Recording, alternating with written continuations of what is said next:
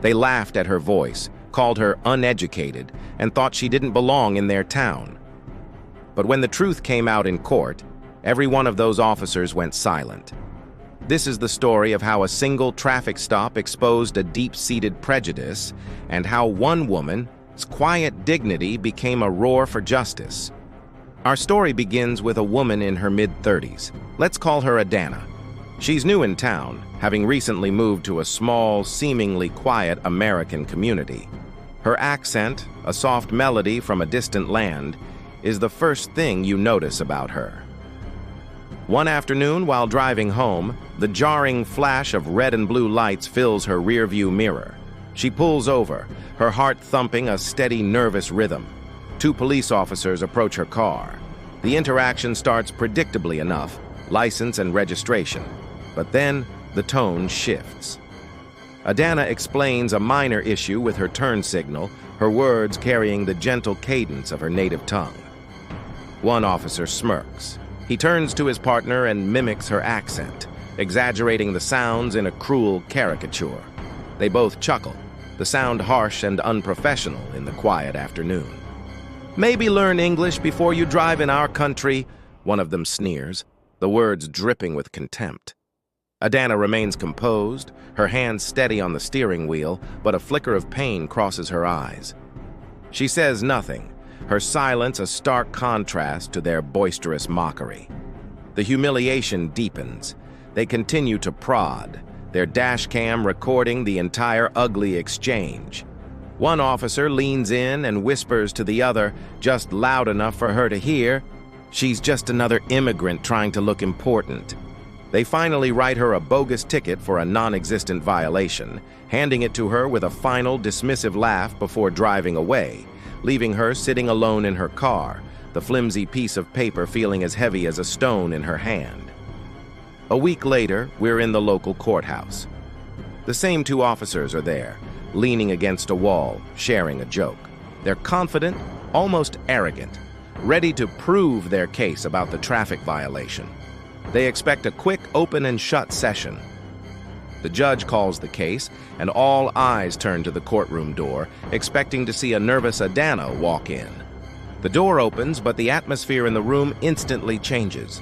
A collective gasp ripples through the benches. The officers freeze, their laughter dying in their throats.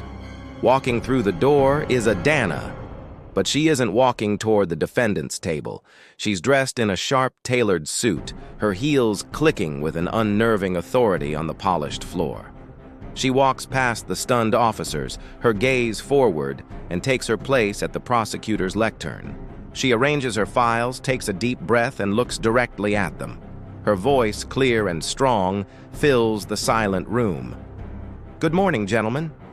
I believe we have met before."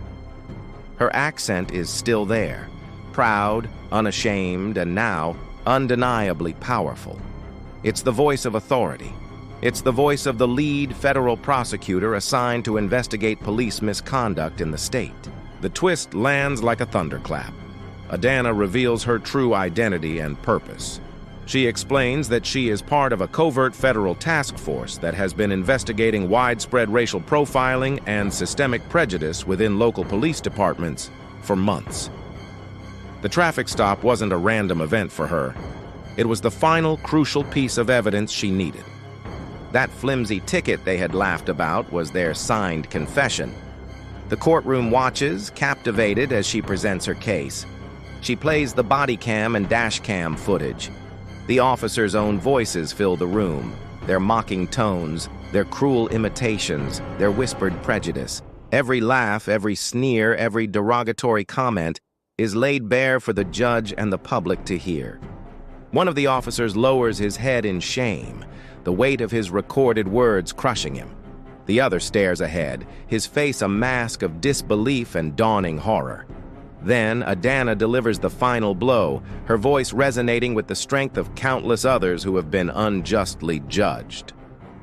"You mocked my accent," she says, her eyes locking onto theirs. "But that accent? It represents the voice of every immigrant who helped build this country, who sought refuge here, who dreamed of a better life. It is the voice of resilience, of hope, and of strength. And today, that voice will hold you accountable. The power of her words hangs in the air, a definitive statement that justice is not defined by how someone speaks, but by the truth they stand for.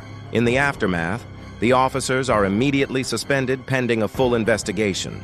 The story explodes in the media, sparking public outrage and calls for reform. The case becomes a symbol of a much larger fight against prejudice.